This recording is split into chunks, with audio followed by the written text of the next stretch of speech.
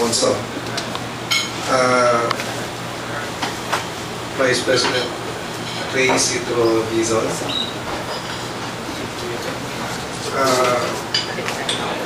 Director Jojo Flores,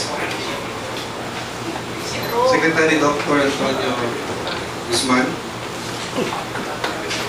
Vice Adile, distinguished ladies and gentlemen, good afternoon to all of you. Thank you for the invitation that you gave me now to stand before you and speak. Thank you for this opportunity to be in front of this prestigious organization. Personally, I want to thank Attorney Casiano Sabile for that wonderful welcome. And may I take this opportunity to thank also Dr. Guzman. He attends to my father. When I was invited to share words with you, first question that came into my mind was, what is this Rotary Club anyway? Since I'm not a member of the Rotary, my idea about it then was very little. All I knew was that this is some sort of an organization where distinguished members would spare their own money, their own time, their own effort for their prominence. Yes, I was wrong, and I am glad that I found so. Your invitation prompted me to familiarize myself about the Rotary and open up available materials. I found out that the world's first service club was the Rotary Club.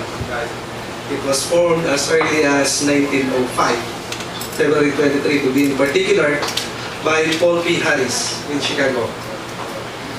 The Rotary name was derived from the practice of the members of transferring their meetings from the respective offices of each member.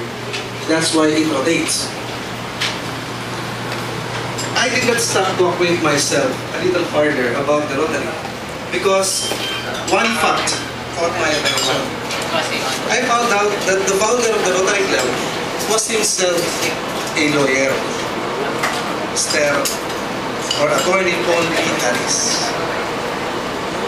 Suddenly, I found myself reading more. There was once an article that described the club as a capitalist group. But eventually, it was redefined as a non-governmental service-providing mass organization composed of business people and freelance.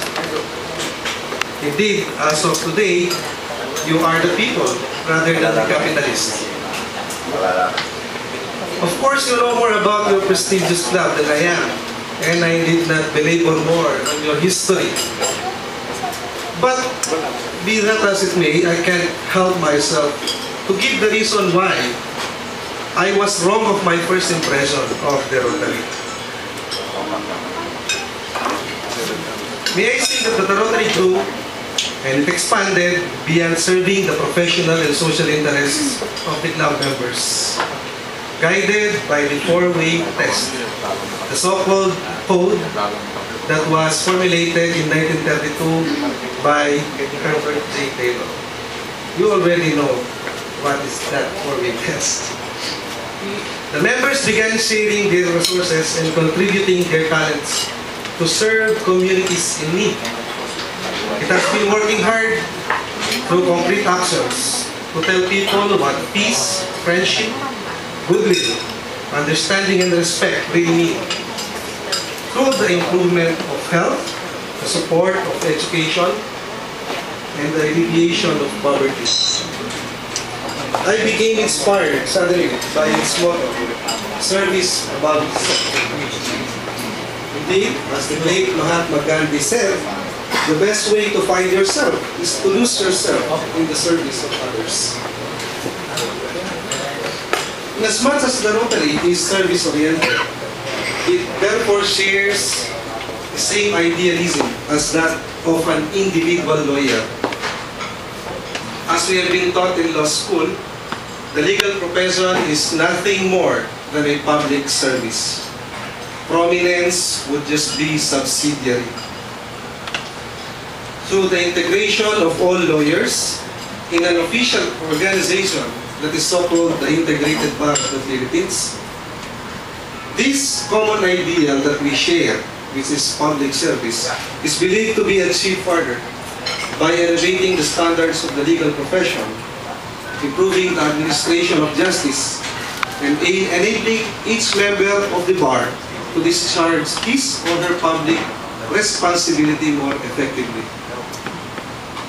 By law in our country, all those who took the lawyer's oath are automatic members of the IBP, and as long as they remain in good standing. Though the IBP, or the Integrated Bar of the Philippines, is more on the legal side, insofar as its social responsibility is concerned, because of the exclusivity of its membership. Unlike the Rotary, which is wider in scope and in membership. But still, I believe that the IBP Pampanga chapter, in particular, would offer more should there be a bilateral relationship between the two. Allow me to say at this point, in behalf of our own chapter members, that we are at your service, and the IBP welcomes joint programs that are aimed to help and defend poor and the oppressed, women and children, those because of physical incapacity or economic limitations are prone to abuse, to protect and ensure good environment for the succeeding generations.